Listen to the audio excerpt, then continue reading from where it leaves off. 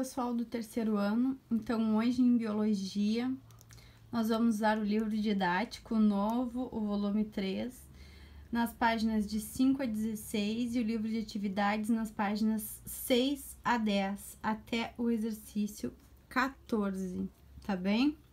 Bom, aqui, ó, na página 5 do livro didático, começa a falar para nós sobre os conceitos básicos de ecologia, tá?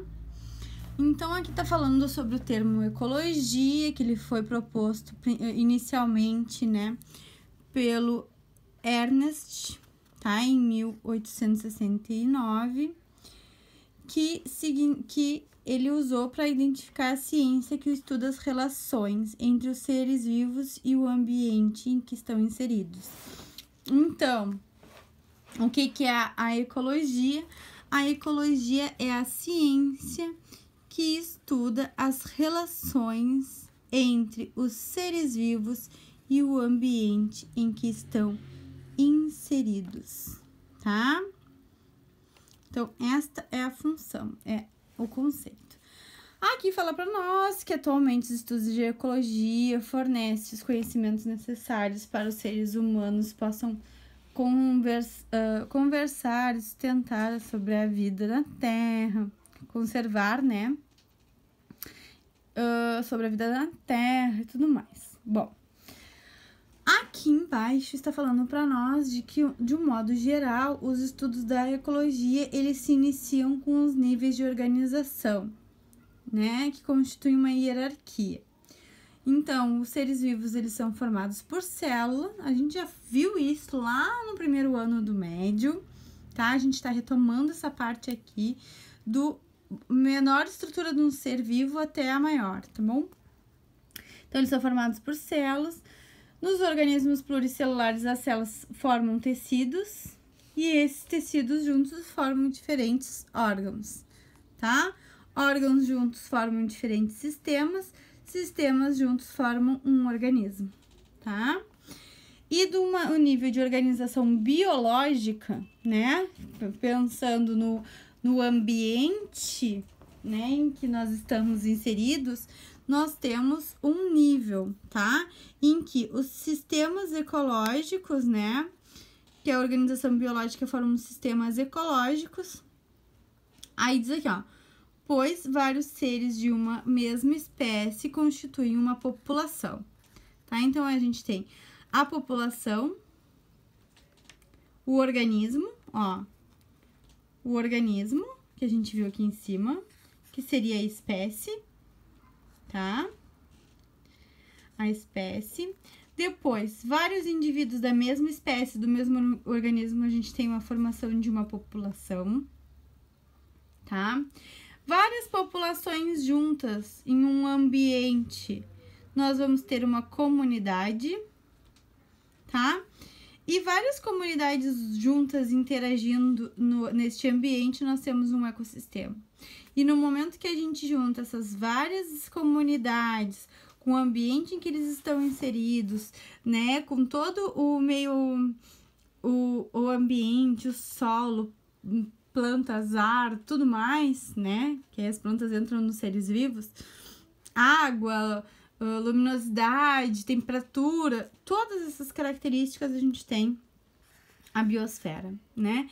Que seria a interação de todos esses ecossistemas, tá? Então, nós temos o organismo que tem a sua estrutura formada em célula, tecido, órgão, sistema.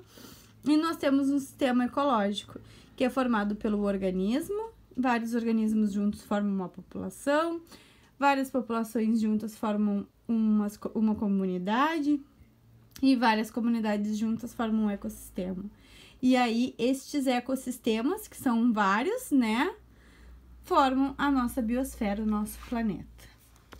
Bom, indo aqui para a página 6, então, ó, tem esmiuçado para vocês o que significa cada uma dessas estruturas da biosfera, tá? Então, o que é uma espécie? A espécie, então, né, ela é um grupo, ó, de seres vivos que apresentam semelhanças morfológicas anatômicas, fisiológicas, endobiológicas, reprodutivas e genéticas, tá? Por um indivíduo ser considerado, para os indivíduos serem considerados uma espécie, eles têm que ter descendentes férteis. Então, os indivíduos, eles devem conseguir manter a sua espécie, tá? Então, para a gente ter uma espécie determinada, esses indivíduos, eles têm que ser férteis, tá bem? A população, como eu já falei para vocês, então é um conjunto de seres vivos pertencentes a uma mesma espécie, que habitam determinada área geográfica, tá? Então, que estão juntos num ambiente, tá certo? E aí é que a gente tem um exemplo do grupo de aves tuiuius, tá? Que vive numa região do Pantanal, que forma uma população, tá? Ó, o grupo de macacos-aranha, encontrados em partes superiores das árvores da floresta amazônica, vão também constituir uma população. Então, são indivíduos da mesma espécie que estão ali juntos, tá bem? Naquele ambiente. Comunidade, também conhecida como biocinese ou biota, tá? Ó, constituem-se por um conjunto de diferentes populações que interagem numa mesma área geográfica. E aí aqui para nós tá mostrando um ambiente, que é um lago, e aí a gente tem nesse lago algas, peixes, anfíbios, bactérias, entre outros indivíduos. Esses indivíduos, ó, separadamente formam uma população, juntos formam uma comunidade, tá? Depois nós temos o biótopo, tá? Que é, ó, constitui o ambiente em que se encontra uma comunidade. Então, um ambiente que eu vou encontrar uma determinada comunidade, por exemplo, este lago aqui, ó, do exemplo lá de cima, é um biótopo, tá bem? Então, fala aqui também, ó, outro exemplo, uma floresta, tá bem? Ó, é formado pelo solo, que são os minerais, gases, a composição química, pH, tudo. A atmosfera, que tem os gases, a umidade, e ainda os seres que estão ali dentro dela, tá bem? Então, esses componentes físicos e químicos do biótopo, os quais interferem na comunidade, são os fatores abióticos. Então, a gente tem os fatores bióticos, que são os seres vivos que vão viver naquele ambiente, e os fatores abióticos, que quando a gente é criança, lá no ensino fundamental, a gente aprende como fatores não vivos, tá? Que seriam os gases, a temperatura, tudo que vai influenciar no ambiente e na vida dos seres, tá? Então, é tudo que vai interferir lá na vida dos seres. É chamado de fator abiótico, tá? Que seria que não tem vida, tá bem? Abiótico teria esse significado, sem vida. Depois nós temos habitat, que habitat ele corresponde ao ambiente de sobrevivência ou o meio físico de determinada população. Assim, cada habitat fornece condições climáticas, físicas e alimentares ideais para o desenvolvimento populacional, tá? Então, o habitat é o lugar específico, perfeito, com todas as características necessárias para uma determinada população sobreviver, se manter, se reproduzir, tá bem? Nicho ecológico, tá? Nicho ecológico e habitat são duas coisas diferentes. O nicho ecológico, então, ele é um conjunto de relações e atividades próprias de uma espécie em seu habitat, tá? O habitat é um ambiente onde todas as características físicas e químicas, né, climáticas, alimentares, são benéficas para aquela determinada população. Um nicho ecológico é o conjunto das relações, né, das atividades próprias de uma espécie. Então, aí tem a interação com predador, tem interação com outra espécie que pode competir com ela, tá? Então, tem várias variáveis que fazem parte do nicho ecológico. Então, aqui fala para nós que o nicho ecológico de determinada espécie compreende sua alimentação, seus inimigos naturais, condições e fatores para a reprodução, moradia e estratégias de sobrevivência, tá? Então, aqui, ó, o habitat seria o ambiente em si, tá? Aqui já tem toda a interação social desses indivíduos, além, é claro, né, do ambiente em si, interagindo, né? Então, a gente tem interação não só do ambiente, como de outras populações ali, tá? Na natureza, diferentes espécies podem conviver em um mesmo habitat sem apresentar exatamente o mesmo nicho ecológico, tá? Então, várias espécies podem interagir no mesmo habitat, no mesmo ambiente, mas uma não interfere na vida da outra. Ninguém é predador, ninguém é presa, ninguém se alimenta da mesma presa que ninguém, tá? Então, tem essa situação também, tá certo? Ó, isso ocorre porque os nichos são diretamente relacionados com a biodiversidade.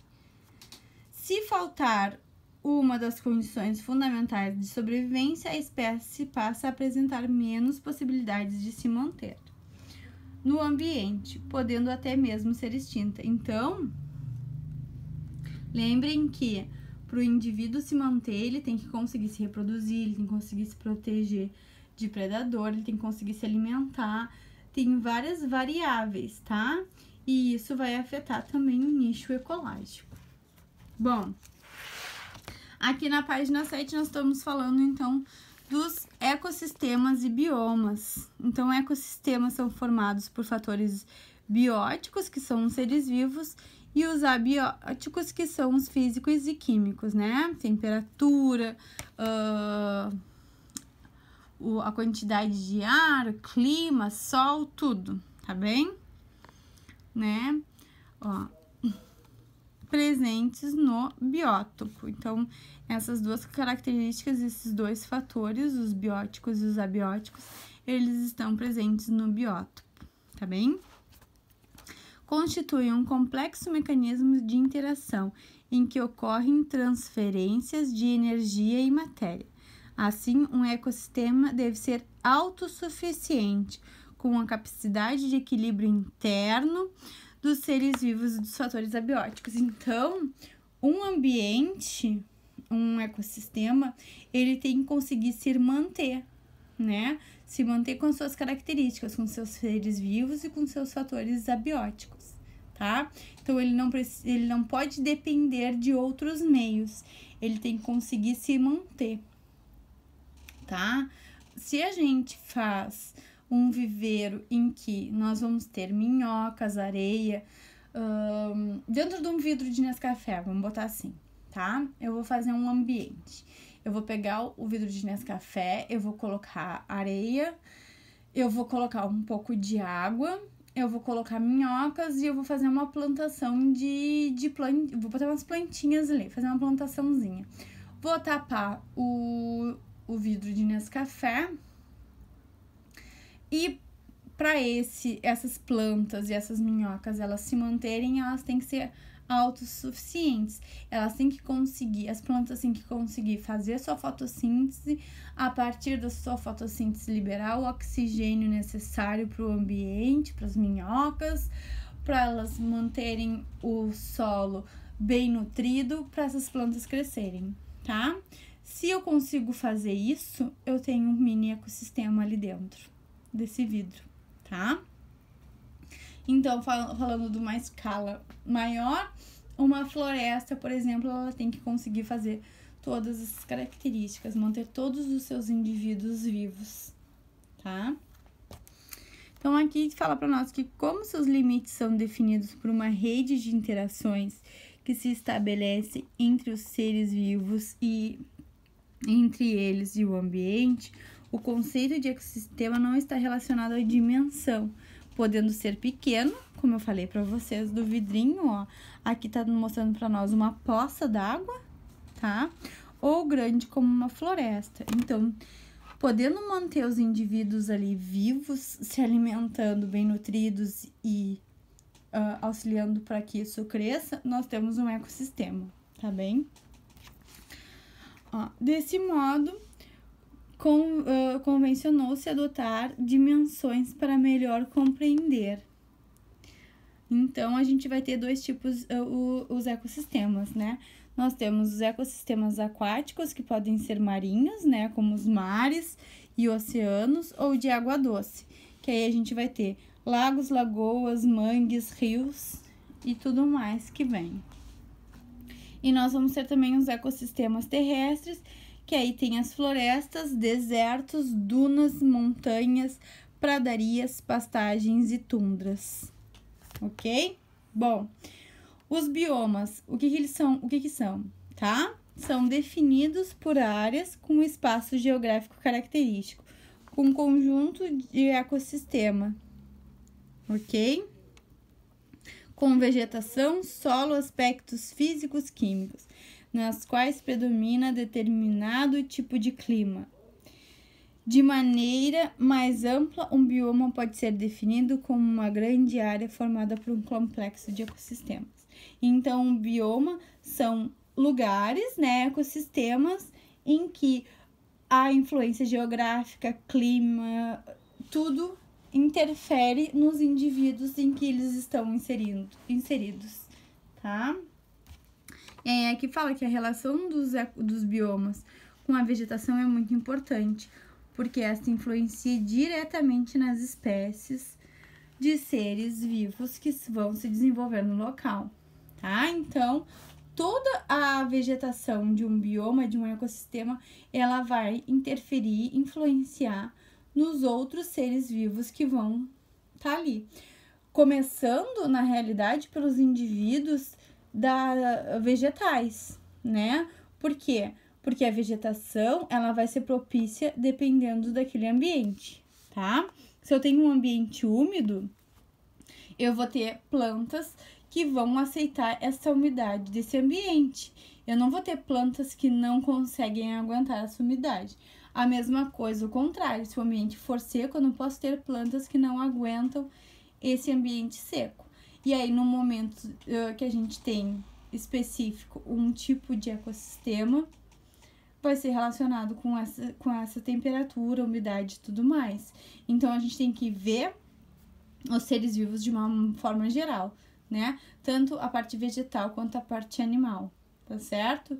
E essas características climáticas, né, de estrutura, de se o ambiente é plano, se tem montanha, isso tudo vai influenciar também nos seres que vão estar ali inseridos. Aqui nós temos um mapa mundi mostrando para nós os diferentes biomas da Terra, tá? Então, aqui a gente tem mostrando para nós as diferentes florestas, né, que a gente vai encontrar no nosso planeta. E aqui a coloração, tá certo? E aqui embaixo vai mostrar para nós o tipo de biomas que a gente vai encontrar pelo mundo. Então, o primeiro é a floresta pluvial tropical. Então, onde é que a gente encontra uma floresta pluvial tropical? Olha aqui, floresta amazônica, uma imagem. Então, características dessa floresta pluvial tropical: clima quente e úmido e chuvas intensas, tá? No momento que nós temos um ambiente quente, essa umidade vai ser maior e as chuvas vão se intensificar por causa dessa, vamos dizer, quentura do ambiente, tá? Tem uma biodiversidade rica, então a gente tem diversos tipos de espécies diferentes vivendo nesse ambiente, porque ele vai ser um ambiente onde a gente vai ter muito, como é que eu vou dizer, muita passagem de animais, muita abertura para diversos seres vivos, tá? A gente vai ter um solo escasso em nutrientes. Por quê? Porque essa matéria orgânica ela vai se decompor muito rápido, tá? Porque no momento que eu tenho uma biodiversidade muito grande, eu tenho plantas imensas, eu tenho diversos tipos de plantas, diversos tipos de animais se alimentando, né? Eu vou ter uma escassez de nutrientes, eu vou ter um solo um pouco mais pobre. porque ele tem que dar conta dessa quantidade de indivíduos que ali vivem, tá certo? Então, além disso, essa decomposição ela é rápida por causa dessa umidade e da temperatura do ambiente. O bioma ele apresenta diferentes estratos de vegetação, então a gente vai ter desde da graminha bem pequenininha até árvores suntuosas, tá? E isso vai auxiliar na grande presença de diversos animais. E aí aqui para nós tá mostrando a floresta amazônica e a gente também tem a floresta da América Central. Depois, indo lá para a página 8, nós temos aqui a savana ou floresta sazonal. Então, ela é de um clima tropical e subtropical, tá? Então, a gente tem estações bem definidas, a gente tem um período de muita chuva e um período de muita seca, tá certo? A gente vai ter árvores decíduas, tá bem? Que são plantas que durante a estação seca, né, no caso no inverno, por exemplo, as folhas elas caem para proteger o indivíduo, tá bem? Aqui, por exemplo, nós temos árvores aqui no sul que elas fazem isso para proteção do frio, tá? A gente vai ter gramíneas e arbustos. As raízes elas vão ser bem adaptadas para captação de água na parte mais profunda do solo, porque é um ambiente que não é tão úmido, principalmente se comparado com a floresta que a gente viu anteriormente, a tropical, tá? O solo, ele não é muito fértil, principalmente no período de seca, tá? Quando tem período de seca, muitos animais vão migrar em busca de alimentação e de água. Aí a gente tem, por exemplo, a savana africana e o cerrado brasileiro, tá? Então, ele é um ambiente bem específico. Depois aqui nós temos o deserto tropical. O deserto tropical a gente tem um ambiente com altas temperaturas, chuvas esparsas, então a gente não tem muita umidade nesse ambiente, né? Os solos são rasos, com pouca matéria orgânica, até porque a gente tem poucos indivíduos ali. O fato deles ter pouca matéria orgânica faz com que ele seja pouco fértil, né? E aí, nas regiões onde a gente tem solos mais úmidos, nós vamos ter plantas pequenas, ó, vocês estão vendo, ó? Tipo umas gramíneas, tá? E nesse ambiente a gente também vai encontrar os cactos, que são plantas que são muito resistentes à falta de água, né? Que apresentam aqueles parênquimas que fazem a reserva de água para quando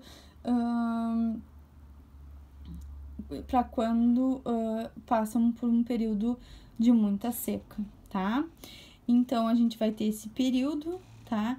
Nos períodos onde ocorre a chuva, as sementes, elas conseguem brotar, mas é sempre uma vegetação muito rala, muito curta, muito baixa, tá? Mas ela consegue se desenvolver rapidamente nesse período de chuva, até pelo fato dela não necessitar tanto de água. Então, a gente tem exemplos, o deserto australiano e o deserto do Saara, tá? Depois, nós temos o campo ou deserto temperado. Então, ele é um ambiente onde a gente tem uma pastagem muito maior, um campo mais reto, mais liso, tá? No norte, a gente vai ter, vai ser chamado de pradaria. Na Ásia, a gente vai chamar de steppe, mas é a mesma configuração de estrutura de campo, tá? Então, a gente vai ter um clima temperado e seco, um pouco mais úmidos nas estepes. Os solos são secos, com baixa acidez, e a gente vai ter uma vegetação predominante de gramíneas com algumas árvores perdidas pelo meio do caminho, vamos dizer assim, tá? Então, ele é um campo mais ou menos de pastagem, tá certo? E ele sofre um processo de desertificação, esse ambiente, tá certo? Aqui essa imagem é uma pradaria, ó, do Kansas. Depois nós temos bosques e arbustos. Aqui é um arbusto do Chile, tá? Esse ambiente também é chamado de chaparral. Então, ele está em regiões de clima mediterrâneo, onde a gente tem temperaturas amenas, né? Tanto no inverno quanto no verão. Não temos frios muito intensos, nem verões muito quentes.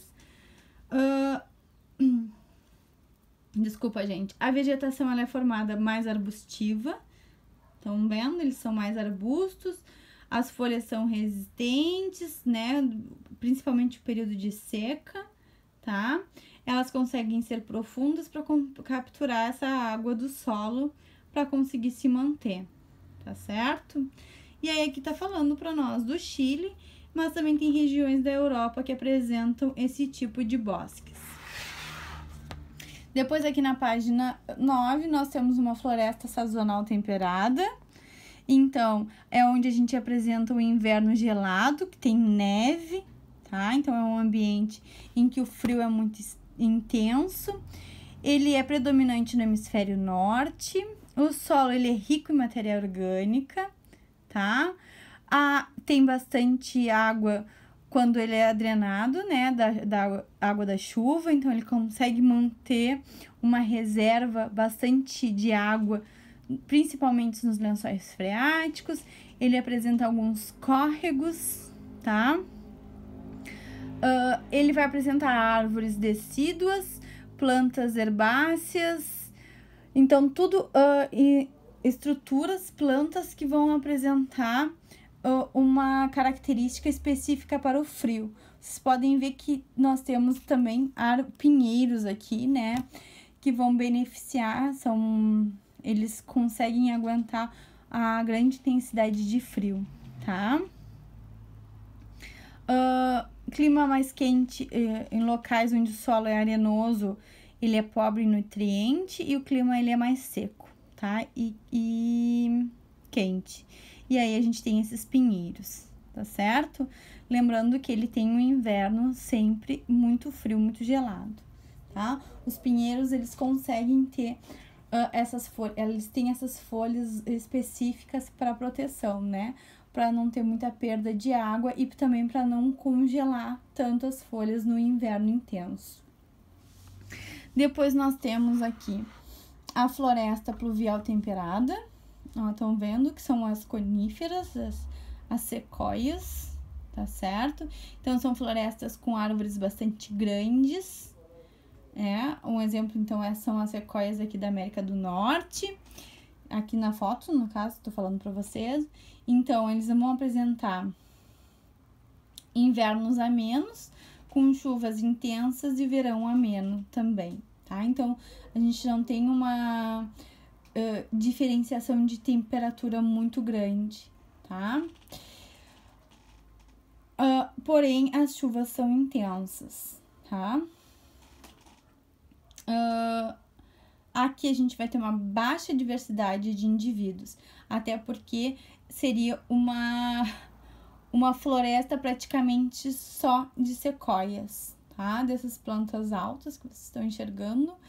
Então, essas sequoias, elas acabam tomando conta do ambiente, tá certo?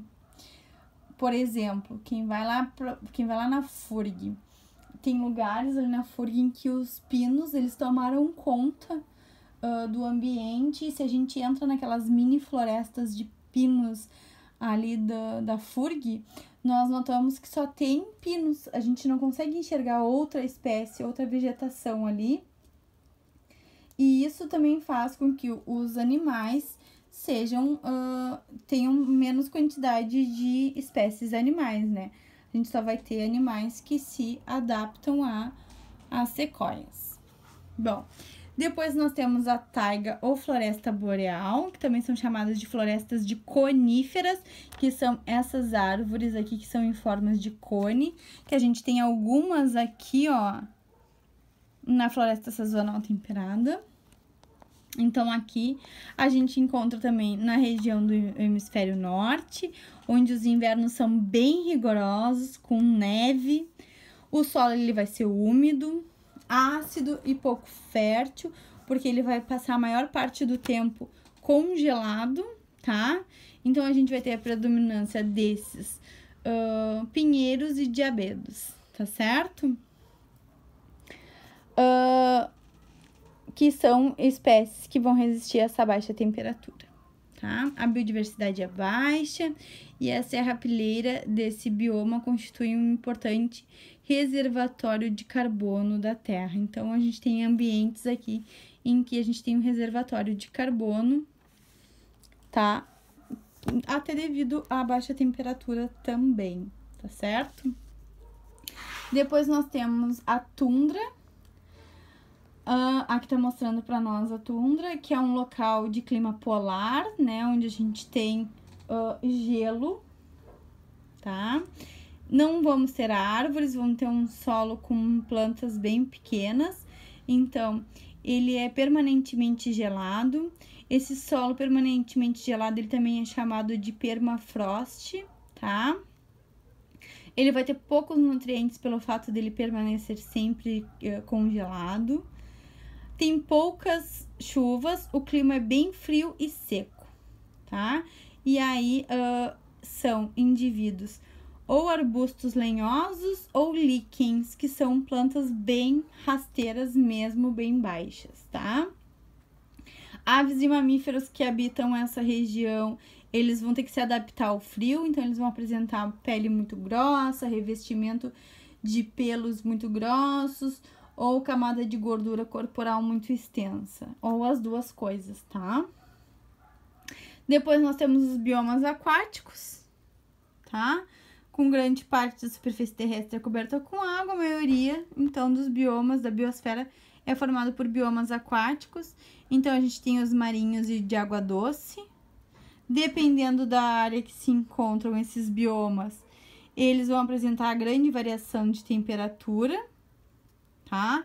Oferta de nutrientes, salinidade, luminosidade, então dependendo da profundidade do ambiente também, tá? E também vai afetar na fauna local, então nos indivíduos que estão lá dentro, né, dessa parte do bioma aquático. Bom, página 10, então aqui ainda tá falando sobre os biomas aquáticos. Então, aqui a gente tá falando separadamente sobre cada bioma aquático que a gente pode encontrar. Então, a gente tem os lagos, que são corpos de água parada, podendo ser grandes ou pequenos, como as lagoas. Depois, a gente tem os córregos e rios, que são de água doce, tá?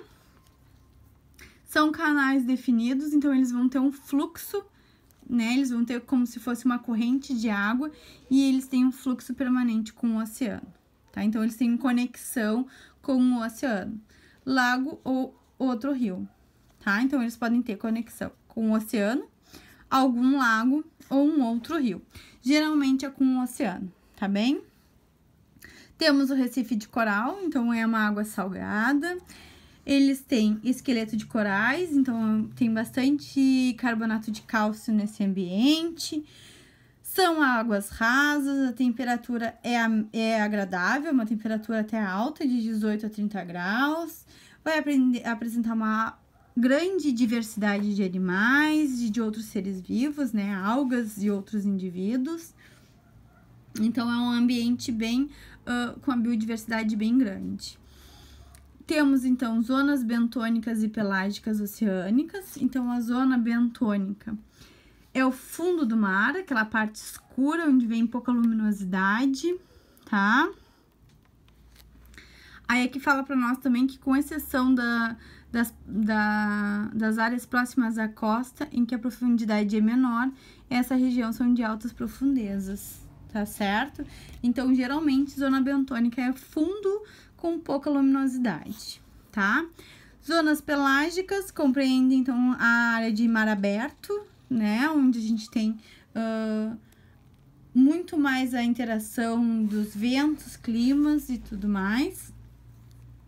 As águas podem se misturar constantemente por meio das correntes oceânicas, então tem ali a interação de oceanos um com os outros, ou até mesmo vindo de outros rios, tá? Depois nós temos os estuários. Aqui em Rio Grande nós temos ali a Lagoa dos Patos, que ele é um estuário, tá certo? Então, é uma área de transição entre rio e mar. Então, a gente tem uma água meio que não é nem doce nem salgada, ela tem uma mistura, tá? Dependendo de quem tá comandando, essa água vai ser mais doce ou mais salgada. Esse bioma ele vai receber diversos nutrientes dos rios e do mar e vai abrigar uma biodiversidade. Os estuários são ambientes mais protegidos, em que várias espécies, vários indivíduos vão entrar para ele, né? Vão vir para ele para conseguir se reproduzir, até pelo fato dele ser rico em nutrientes. Depois nós temos as zonas entre marés, né? Que são as zonas interdiais. Então, são regiões onde tem a ação de várias marés influenciando. Pode ser a interação de dois oceanos, por exemplo, tá? Olha, ficando sem cobertura de água em alguns momentos do dia. Seu substrato geralmente é composto de rochas e areia, onde as espécies de algas e animais se fixam, tá?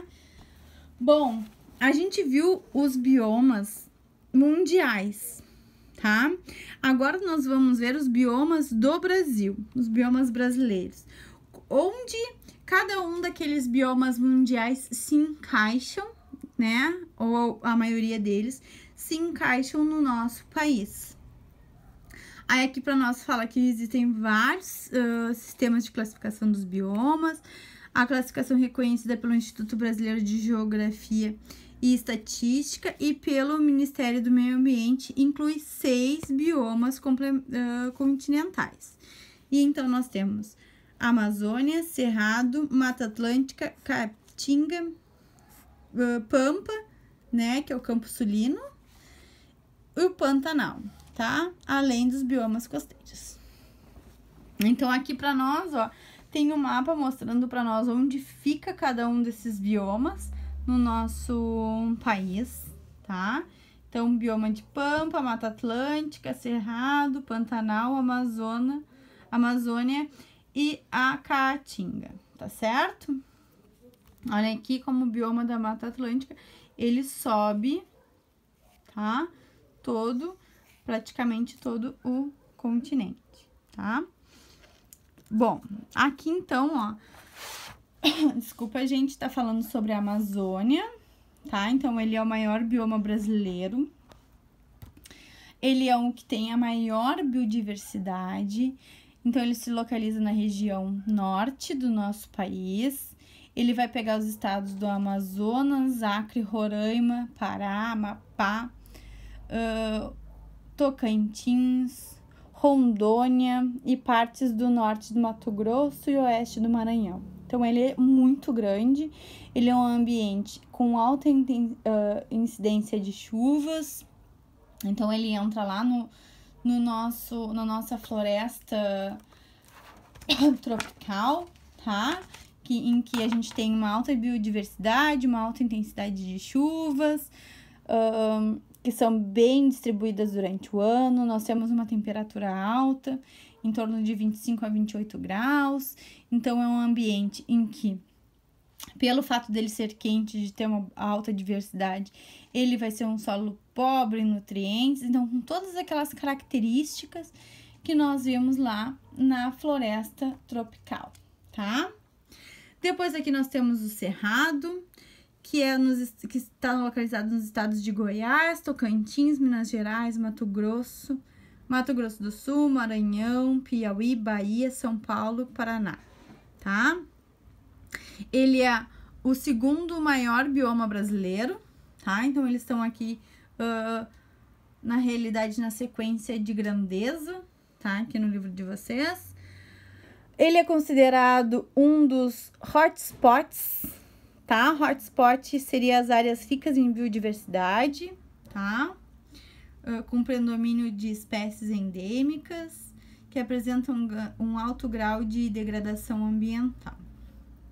Então, ele é um ambiente que vai ter uma grande biodiversidade, tá? Ele vai apresentar duas regiões bem definidas, estações, desculpa, bem definidas. Então, a gente vai ter um inverno e um verão bem definidos, em que o inverno ele vai ser seco, pelo fato dele ser frio, e o verão vai ser chuvoso, pelo fato de ser muito quente e úmido, tá?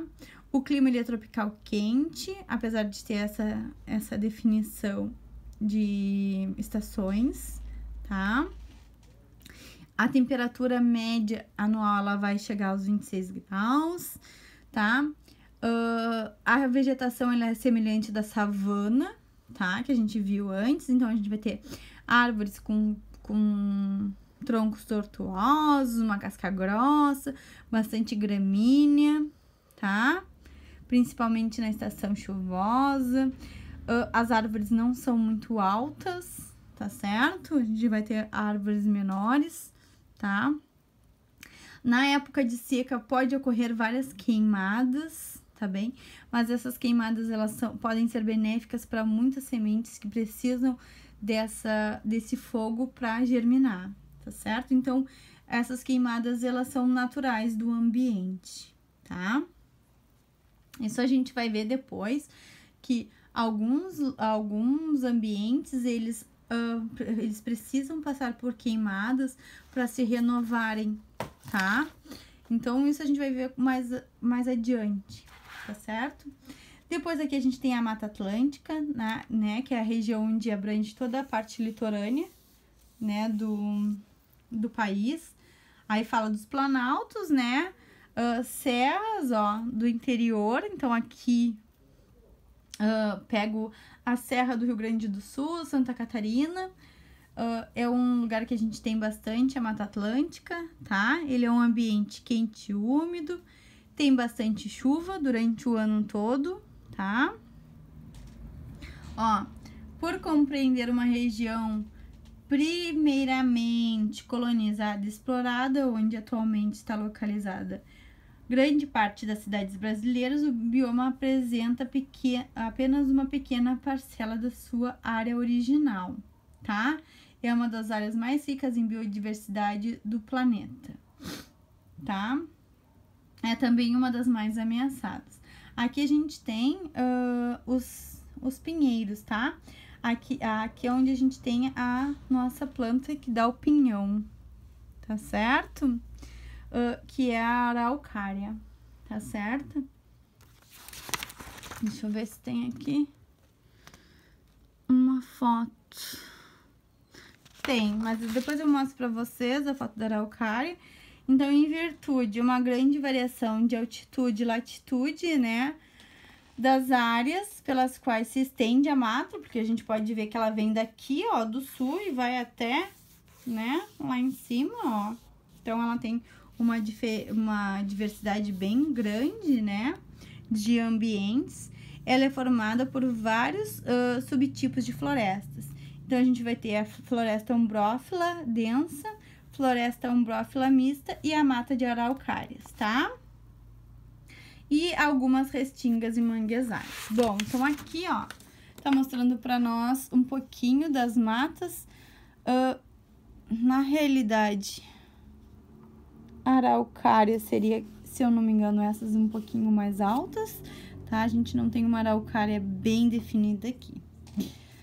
Bem, então aqui, ó, a zona de floresta umbrófila densa, também chamada de floresta pluvial tropical. Então, ela vai estar próxima às regiões litorâneas, então ali fazendo aquele contorno ali do litoral, tá? Então, a gente vai ter altas temperaturas, vai ter alto índice de precipitação também, tá? Então, é como se ela fosse uma vegetação que delimitasse, que protegesse esse ambiente, tá certo? As árvores, elas são de médio a grande porte, tá? Então, são árvores muito grandes, muito suntuosas, tá certo? Depois, a gente tem a umbrófila mista ou mata de araucária, que são, então, as nossas araucárias que tem o nosso pinhão, que a gente costuma comer aqui no sul, né? Que é uma semente, que é a semente da araucária. Então, ela vai estar em ambientes com maior altitude, então são ambientes mais altos, né? Então, aqui a gente vai estar lá no topo lá do Rio Grande do Sul, né? O clima, ele é temperado, estendendo-se até o estado do Pará, Santa Catarina e Rio Grande do Sul.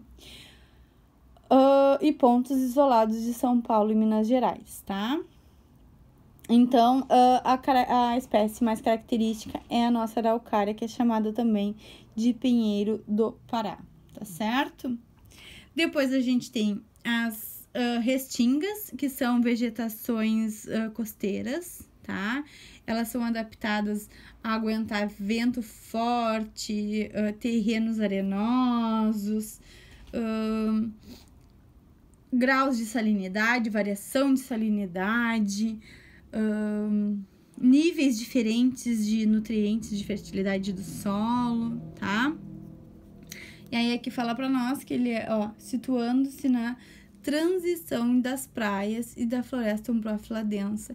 Então, ele vai estar entre... Vou voltar aqui na imagem. Ele vai estar aqui, tipo que fazendo o contorno junto com a floresta umbrófila para proteger essa área aqui de praial, tá? Fazendo essa proteção. Aí, a gente tem os manguezais, tá? Que são áreas onde as águas dos rios, elas desaguam no mar e elas vão encharcar o ambiente, tá? Constituem um ambiente de reprodução para inúmeras espécies de animais, então é um ambiente encharcado. A vegetação, ela é uma vegetação que ela vai aguentar esse encharcamento do solo, esse solo lodoso, vai ter baixa quantidade de oxigênio, então é um lugar em que a gente vai ver plantas que vão aguentar esse excesso de água no ambiente, tá certo? Do mesmo jeito que a gente enxerga lá, né, nos desertos, plantas que aguentam a falta da água, aqui nas manguezais nós vamos ter plantas que aguentam o excesso de água, tá? Depois nós temos a caatinga, então, que vai estar lá pelos estados do Piauí, Rio Grande do Norte, Pernambuco, Ceará, Paraíba, Sergipe, Alagoas, Bahia. Então, são norte de Minas Gerais, então são lugares em que o ambiente é mais seco, o solo é mais seco, o clima é um semiárido, é um clima quente, tá? A temperatura, ela vai variar de 24 a 26 graus, vai ter pouca chuva, bastante período em que não tem chuva, tá? A vegetação, então, elas são plantas xerófilas, que vão aguentar essa falta de água, esse ambiente mais seco, com poucos nutrientes, esse solo árido, tá? Então, nós vamos ter plantas baixas, rasteiras, plantas que vão apresentar espinhos para evitar a perda de água, tá? Então, são plantas características de ambientes em que a água é muito escassa, tá? A gente vai ter plantas com aqueles parênquimas que eu falei para vocês, que fazem a absorção, a reserva de água para quando elas passarem por um processo de estiagem muito grande, tá? Aqui no livro de vocês diz para nós também que a caatinga vem sendo rapidamente desmatada em virtude de atividades humanas, tá certo? Porque retiram a madeira e tudo mais. Bom, depois aqui nós temos o pampa, né? Que é um ambiente mais popular aqui da nossa região.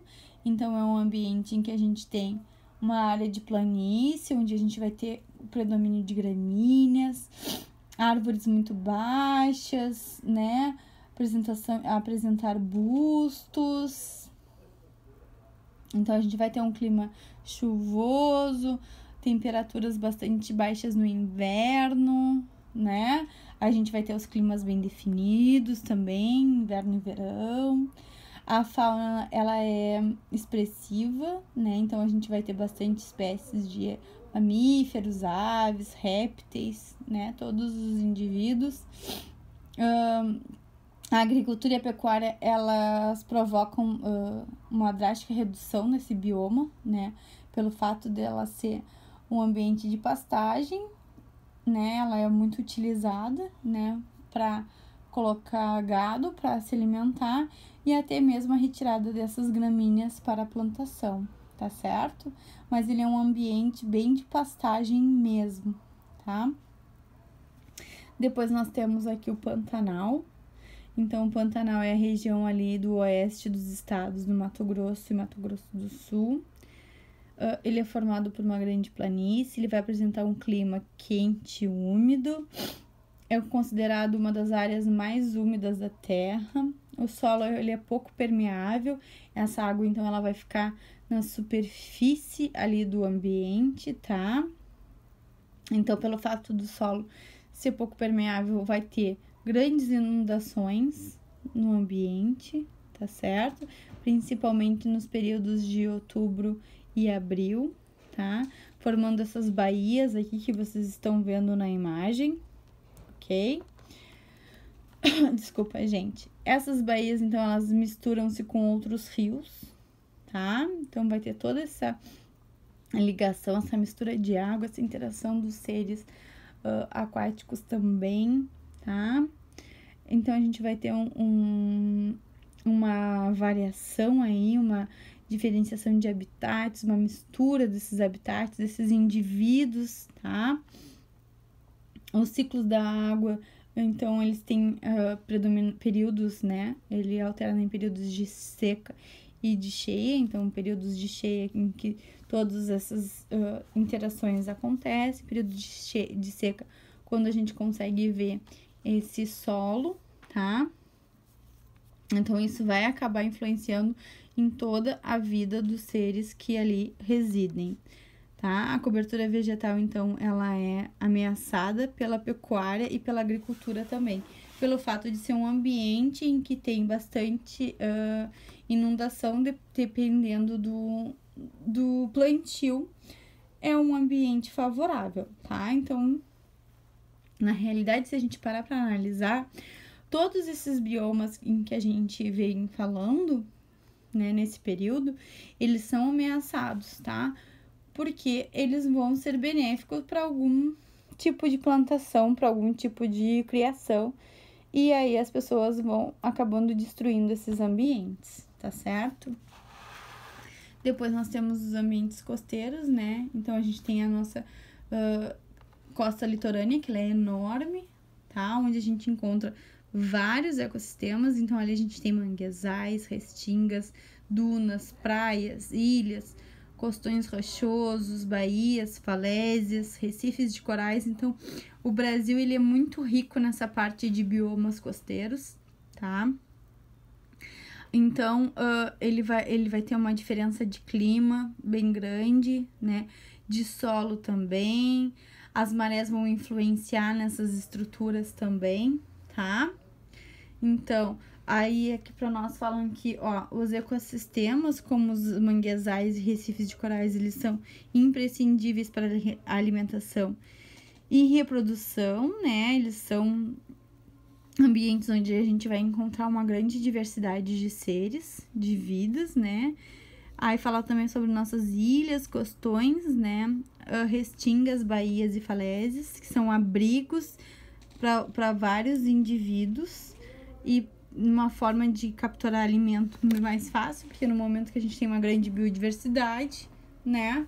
Vários indivíduos podem se alimentar ali, além de se proteger, tá?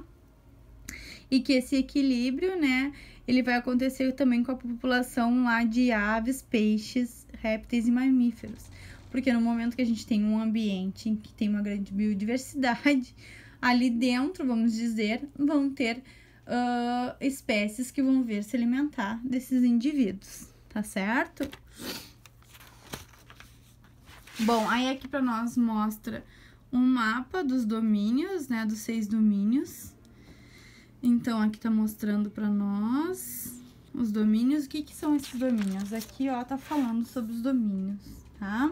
Morfoclimáticos, que apresentam um extenso território de diferentes tipos de clima e relevo. Lembre-se sempre, o clima, o relevo, todas as características, elas vão influenciar nas estruturas do ambiente, né, do bioma, tá? Então, que para facilitar a compreensão, né, desses biomas que a gente encontra, dessas diferentes paisagens, foi criado então os domínios morfoclimáticos, nos quais consideram as características morfológicas do relevo, clima e aspectos hidrológicos, fisiogeográficos de solo, para separar esses biomas, tá bem? Então, aqui é só para vocês terem uma ideia desses ambientes, tá? E aqui para nós tá falando sobre a biosfera. Então, a biosfera, ela constitui um conjunto de todos os ecossistemas, que é aquilo que a gente tava falando, né? Todos os indivíduos vivendo juntos, tá? Então, aonde a gente tem os biomas todos participando juntos, junto com os fatores abióticos, para que todos os indivíduos consigam ter um bom relacionamento e uma boa vida, tá? Então, isso é uma biosfera. São todos os ecossistemas da Terra trabalhando juntos, né? Para sobreviverem, tá? Então, isso é um resumo rápido do que é biosfera, tá certo, pessoal?